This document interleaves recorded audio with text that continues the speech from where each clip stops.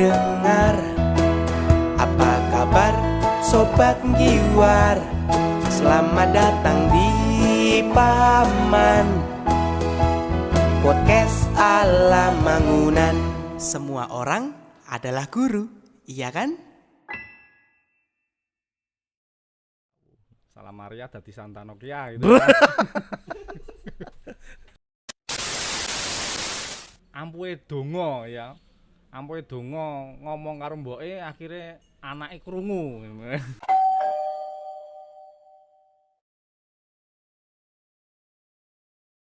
Oke, kita jumpa lagi di Paman Podcast ala Mangunan. Oh ya, oh ye.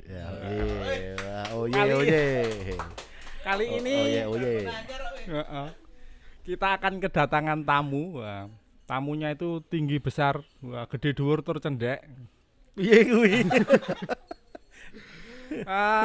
Dia adalah seorang tokoh. Nah, ini adalah tokoh atau pembesar. Nah, kiprahnya di mana-mana banyak. Nah, siapakah dia? Inilah dia, Pak Ari. Ya, halo Pak Ari. Halo, sobat semuanya. Nah, kira sobat Giwar. Soto babat. Bagaimana kabarnya? Alhamdulillah Pak, saya Pak. Oh, saya. Sekarang kesibukannya apa Pak Ari? Sekarang kesibukannya, bukan kesibukannya Pak. Saya menyibukkan diri di unit SMP eksperimental Mangunan. Nah itu bukan kesibukan Pak. B. Kewajiban itu. Oh, ding soalnya sing bayar ya. Kewajiban. Oke, sekarang Pak Ari itu yosanya berapa toh? Umurnya berapa? Saya mungkin sudah termasuk manula di sini Pak. Oh, manula. Jadi nek konco-konco mudikan dhisik lengaran kuwi ML. Jadi saya sudah masuk ML. ML itu mampu lemah. Oh, mampu lemah. Saya itu sudah 52 Pak. 52 itu kalau sekarang itu aslinya 50 ditukar selawenane soleh loro loh Pak. Jane pengenku 75 soalnya anake disi khusus Pak 75 e duwite apik nek 50 elek. Pikirku kan bisa permajaan. Treh kawula nglungsungi. Oke, Pak Ari itu sekarang putranya berapa? Kalau sekarang itu anak saya baru 3 Pak. Oh, berarti anak 3 istri baru 1? Baru 1. Oh, baru satu. Rencana mau nambah? Kalau Tuhan mengizinkan ya enggak apa-apa. Enggak apa-apa. Paling sampai rumah langsung ra dibuka pintu ya Pak ya. Turun njaba. Tetap dibukake Pak. Ning baru kan metu meneh ya. Oke. Saya dengar itu Pak Aris tokoh apa ya? Tokoh pengurus di gereja. Kelihatannya orang sibuk. Nah, kegiatan di gereja dan jabatan di gereja itu apa saja toh, Pak? Kalau tokoh tuh sebenarnya saya tidak mengatakan kalau saya itu tokoh. Kalau jabatan itu sebenarnya hanya menurut Monsinyur Ruby itu plekotoan. Hasil paksaan. Jadi saya itu diplekoto oleh umat lingkungan Santo Ignatius Loyola saka Waten menjadi ketua lingkungan. Terus di wilayah 5 di tempat kami itu ada 6 wilayah. Nah di tempat kami wilayah 5 saya diplekoto lagi menjadi ketua wilayah. Ketua lingkungan, ketua wilayah. Bendahara sikihan. Ora bendahara. Aku ora iso nyekel duit Pak. Kontek ngutut-ngutut. Nah terus di gereja itu ini cerita flashback. Jadi dulu itu ndak tahu kenapa kok ora ono sing gelem dipilih jadi koordinator pamong lingkungan separoki. Sampai ada sebuah cerita yang sangat lucu di sana pada waktu ada Pak Windu, ada Pak Boni, ada Pak Harso dan yang lain-lainnya. Itu sudah mencoba untuk merayu saya dan saya tolak semuanya karena saya mau fokus di wilayah dan lingkungan. Tetapi Ini sejarahnya saya memakan yang namanya durian yang paling tidak enak di dunia yaitu Pak. Sudah menolak 3 itu. Tahu-tahu pada waktu ada acara ke gereja dolan-dolan begitu dipanggil sama Romo Ratmo waktu itu. Suruh naik. Nah, Mas Doni Amansyah sudah cerita, ojo munggah Mas, ojo munggah.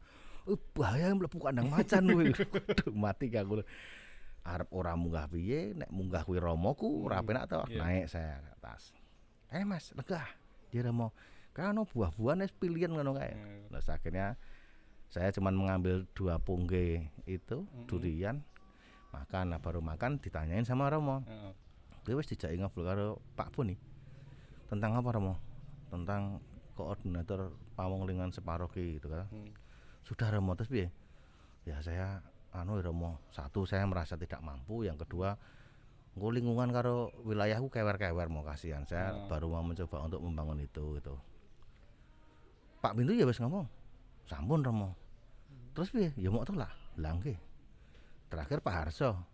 Nah Pak Harso Pak Bun itu kali pada waktu pertemuan ketua lingkungan di Salam itu udah begitu Pak Bun sampai ngendika begini, kowe bengi iki njaluk apa wae tak turuti. Arep njaluk tuku es teh nang Semarang tak goleke. Terus mending kowe kudu gelem dadi lho, saya tetep nolakmu. Saiki ngene wae Mas. Karo dimaem ngene wis maem gitu lah makan durian begitu. Tahu-tahu nek sing njaluk tulung aku piye Mas gitu. Nah ada Romo Agus, Romo Mardi di situ, terus ada Romo tamu 1 saya lupa. Terus Romo tuh pada ketawa semuanya waktu saya diajak ngobrol sama Romo Ratmo begitu. Terus approach kita akhirnya terus ya sudah mau kalau Romo yang meminta saya nggak bisa menolak, tetapi ya dengan segala kekurangan saya begitu. Buah semburi keplok-keplok. Buri ra ngerti jebulane ngarep sing do nganu do guyung-guyung mau ki Romo mul ki mburi ki wis karo ngene-ngene kae. Kecandra. Nah itu saya terus jadi koordinator ketua lingkungan separoki Bajiro. Sudah berapa periode? Kalau periodenya itu ini periode terlama selama hidup. Jadi 2 kali periode plus perpanjangan 2 kali Pak. Masalahnya mungkin ya karena Pak Ari sudah EKTP ya. Oh belum Pak. Oh belum EKTP. Oh EKTP sudah. EKTP sudah. Cuman kan belum seumur hidup itu Mas Pak. Soalnya kalau EKTP kan sekarang kan seumur hidup. Wah itu bahaya itu. Ketake itu makanane Mas dingeki montro, dadi jenengan terus manut. Nah itu kayaknya dingeki montro semprong bolong buntu alu. Karena di depan Romo kan aku ora iso nganu to Pak, menolak mantranya iki mau arep ndonga iki dadi luput ngono kae Pak ya wis kalah hawu to Pak. Iya. Kalah hawu. Salam Maria dadi Santa Nokia gitu.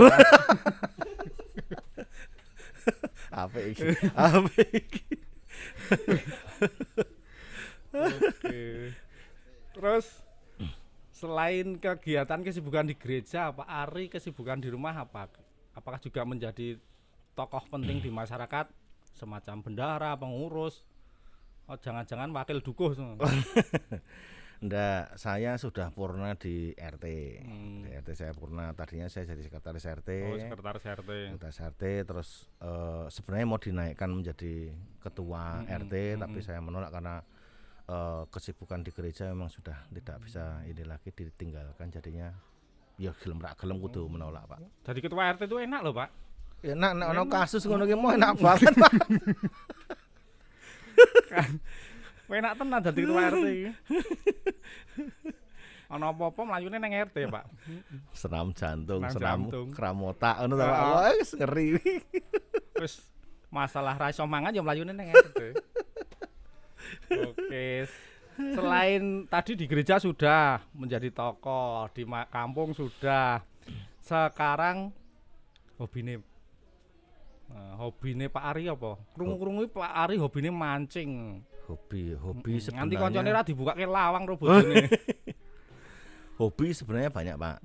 Cuman sudah ditinggalkan karena saya harus melihat sisi apa ya? Sisi humanity. Humanity karena ilmiah banget iki. Wah, meng padu karo bojo terus Pak, tak tinggal. Dulu saya suka berburu bedil begitu, Pak, sampai kuliah mana-mana. terus ngutik-utik motor itu juga hobi saya. Ra ketang nek reso balik terus didol motore gitu. Terakhir ini tinggal memancing saja yang masih saya lakukan setelah pulang dari kerja. Ra ketang sejam 2 jam di sungai begitu sambil merenung. Itu Pak. Sambil merenungi nasib ya Pak ya. Merenungi nasib. Tadi motor, terima bongkar nggak terima pasang. Betul. Itu ya. Terus mancing. Terus apa lagi? Satu lagi tadi? Berburu Pak. Berburu. Bedil begitu ya. Kenapa nggak bedil Pak Moko aja?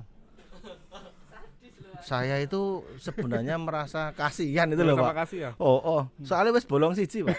Korek loro. Loh, loro iso nggo njepitke Samsu ro Jarum, Pak. Cerutu para rada gedhe.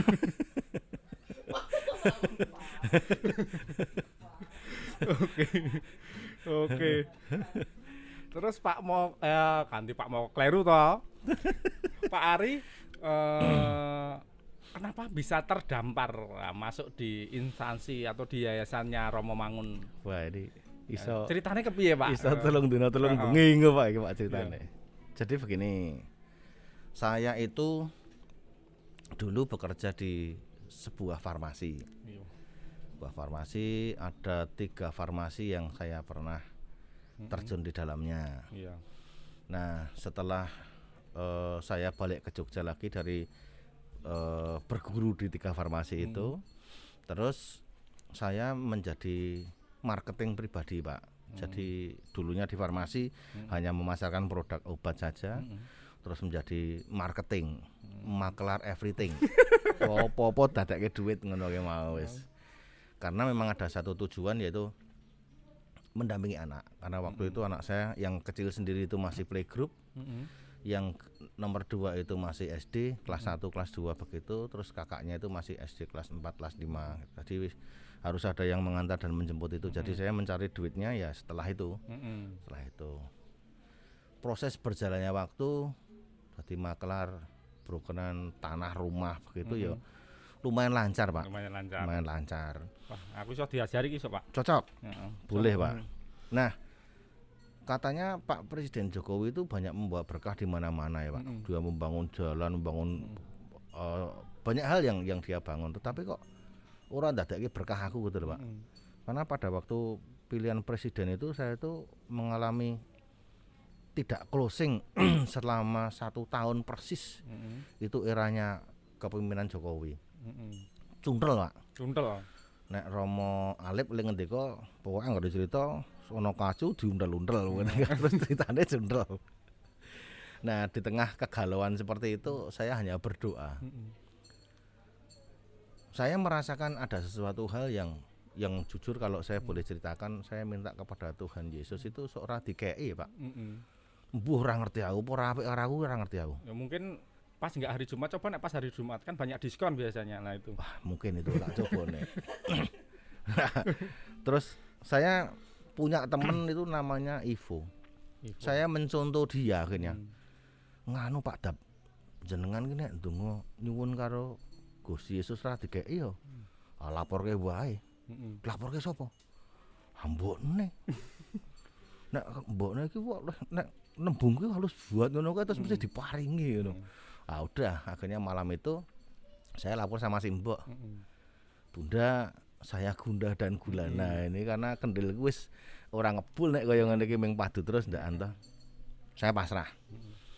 Saya pengen kerja wis engko hasilnya aku ora ngurus, sing penting pikiran dan tenaga saya itu masih bisa dipakai di sana. Hasil saya tidak berpikir hasilnya seperti apa. Kok terus muncul lampu ngono ki. Ping. Metune kok GKR ngono ki, Pak. GKR Gereja Kristus Raja Bajira. Muni nang gereja lho ngono. Ngoten to, Bunda. Mangkat nang gereja.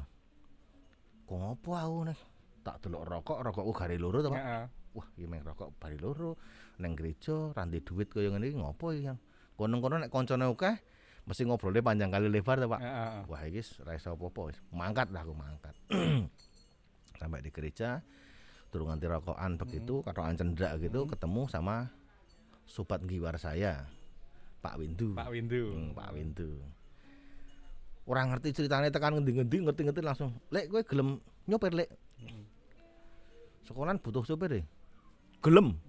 Wes ora panjang kali lebar pokoknya iki jawaban saka simbok mau langsung saut. Mulya saiki gawe yo lamaran gitu. Ya sudah, saya terus akhirnya pulang bikin lamaran. Hari berikutnya golek Pak Windu meneh arep nyerahke lamaran toh. Ketemune Pak Boni. Golek sapa, Lek? Golek Pak Windu. Lah ngopo? Meh nyerahke lamaran. Tak gawane wae. Loh. Urusannya apa karo jenengan, Pak? Iki urusannya karo Pak Windu ya? Bingung. Aku engko mesti muarane mengaku. Loh, maksudnya piye? Lah, aku ki nang DED. DED ki panganan apa, Pak? Wis tak gone.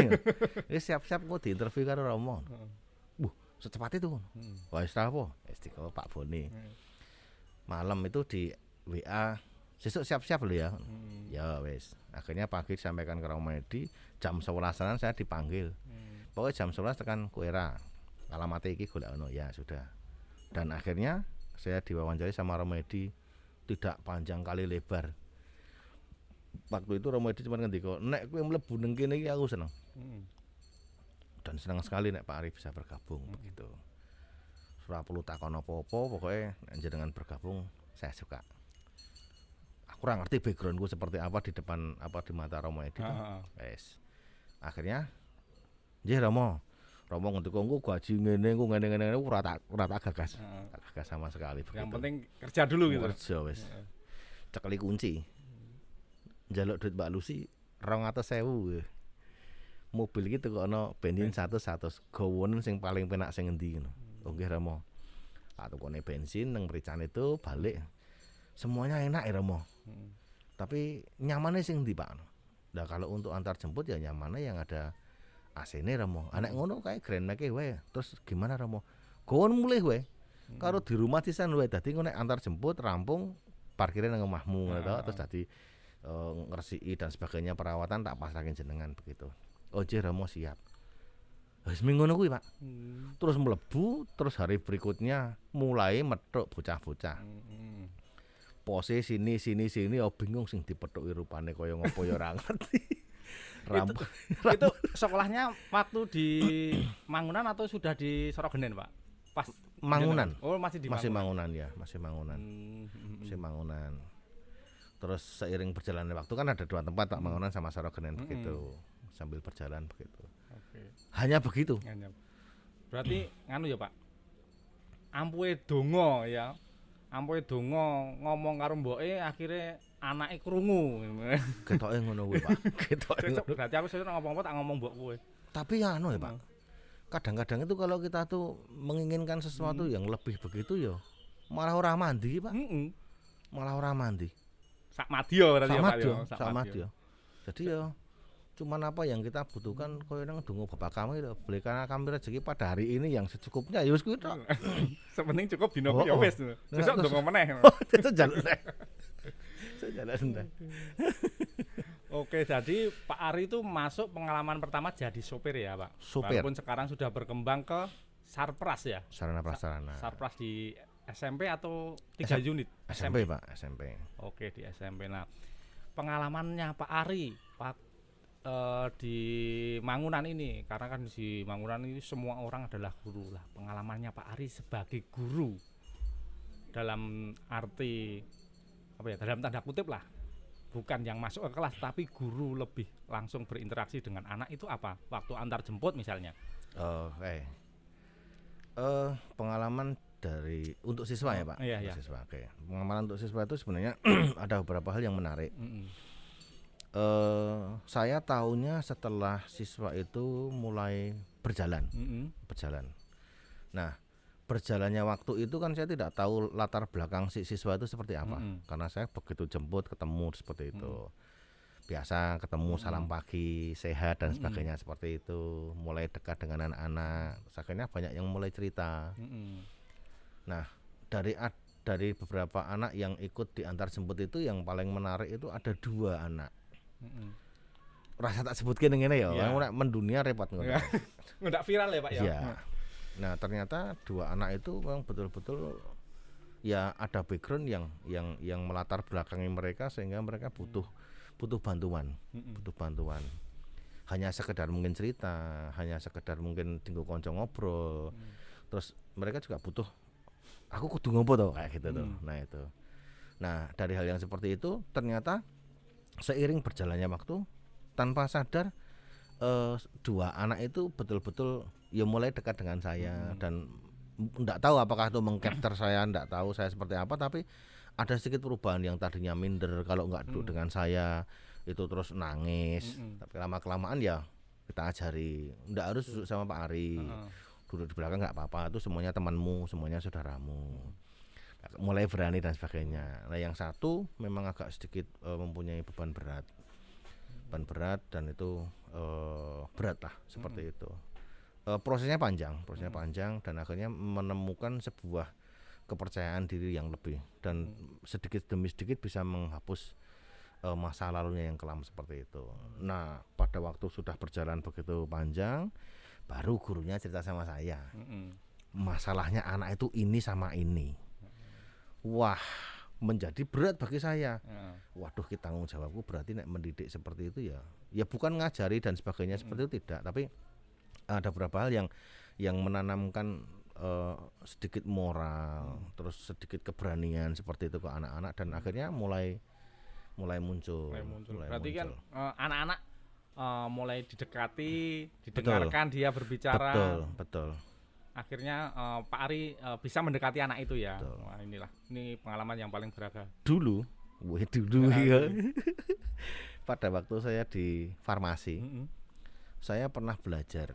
Ada beberapa hal yang banyak yang saya pelajari di sana, tapi salah satu ilmu untuk mendekati orang begitu, itu yaitu mirroring, Pak. Mirroring itu apa, Pak? Mirroring itu kita mencoba untuk menyamakan dengan lawan bicara.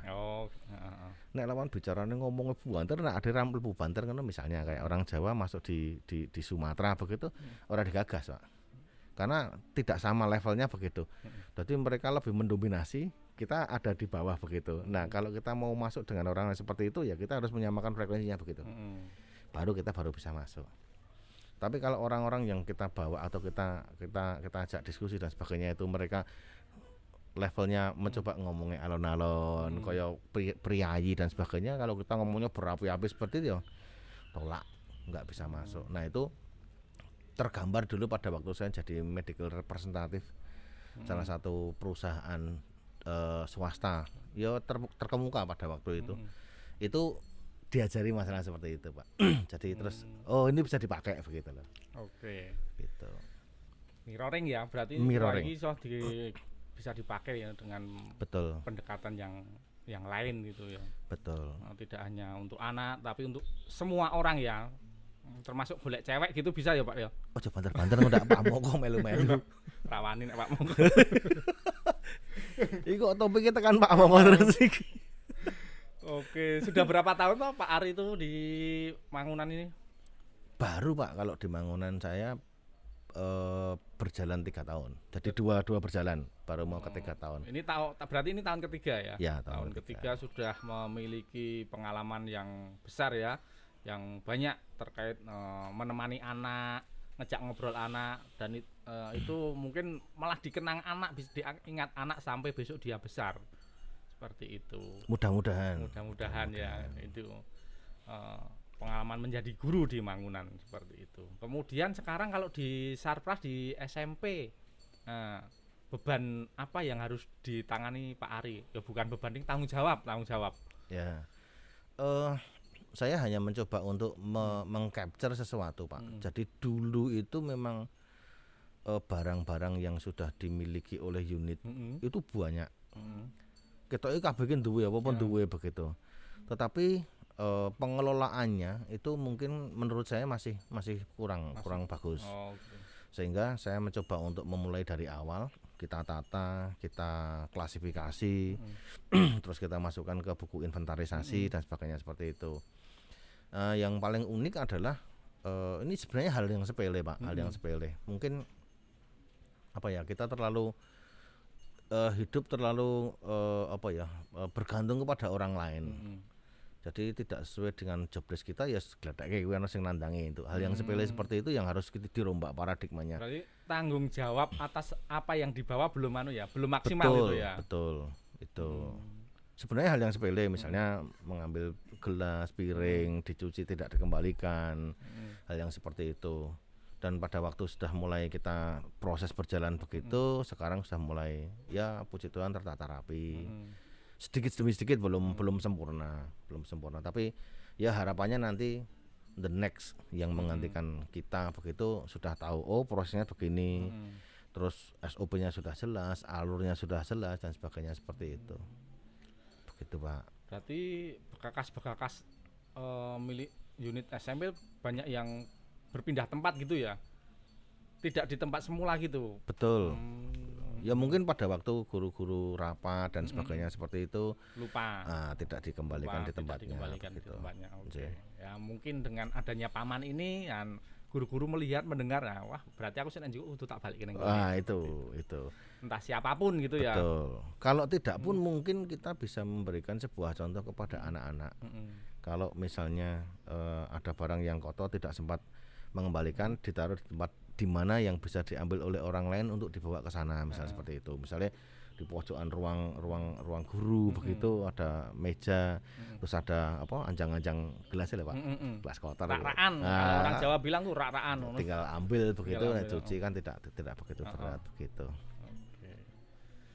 Pengalaman ya 3 tahun sudah banyak pengalaman yang dialami oleh Pak Ari. Wah ternyata 3 tahun itu ya ternyata waktunya ya cukup lama, cukup panjang seperti itu. Mungkin masih ada kesan yang paling mengesan selama di Mangunan ini. Yang paling mengesan di Pak Ari apa? Kalau dikatakan mengesan sulit ya Pak. Yang saya lihat hanya begini Pak. Saya setuju dengan apa yang dikatakan Romo Mangun. Jadi di mana hati diletakkan, di situ proses berjalan dimulai. Proses belajar dimulai. Background saya itu adalah marketing, Pak. Dari mulai saya kuliah, saya sudah mulai masuk di event organizer. Terus saya masuk di farmasi, dijeglongi karo bojoku. Dulu waktu itu masih pacaran. Masih pacaran. Yang ditawari untuk masuk farmasi dia, tapi CV-nya itu sing dilebokke jenengku kabeh. Saya masih di IO waktu itu, terus tahu-tahu saya ditelepon oleh orang Semarang, Mas Yayat. Terus akhirnya saya book interview itu 2 hari lulus dan sebagainya. Saya juga laporan kepada atasan saya waktu itu. Ya sudah Mas, nek kowe memang kepengen di farmasi ndak apa-apa, karena saya yakin gajimu karo nang kene iki jenenge adoh nantinya begitu. Nah, terus akhirnya saya menggeluti itu. Nah, pada poin yang harus dicatat itu hanya satu. Jadi dimanapun kita, kalau kita tuh mau belajar dan mau, ilmunya cuma 2 Pak. Tahu dan mau. Tahu mau. Kalau kita tahu tapi kita tidak mau, orang melaku Pak. Tapi kalau kita mau tapi belum tahu, itu menggaris belajar selesai. Iya betul. Jadi hanya 2 itu saja. Dimanapun kalau kita mau menerapkan itu selesai Pak. Berarti kata kuncinya tahu dan mau. Tahu dan gitu. mau. Okay. Tahu dan mau. Wah banyak banget ini ya pengalaman Pak Ari dari gereja, masyarakat, dunia kerja. Itu ternyata kaya sekali pengalaman. Belum Pak. Belum masih sedikit Pak. Sudah wis 50 loro ya Pak. Wah.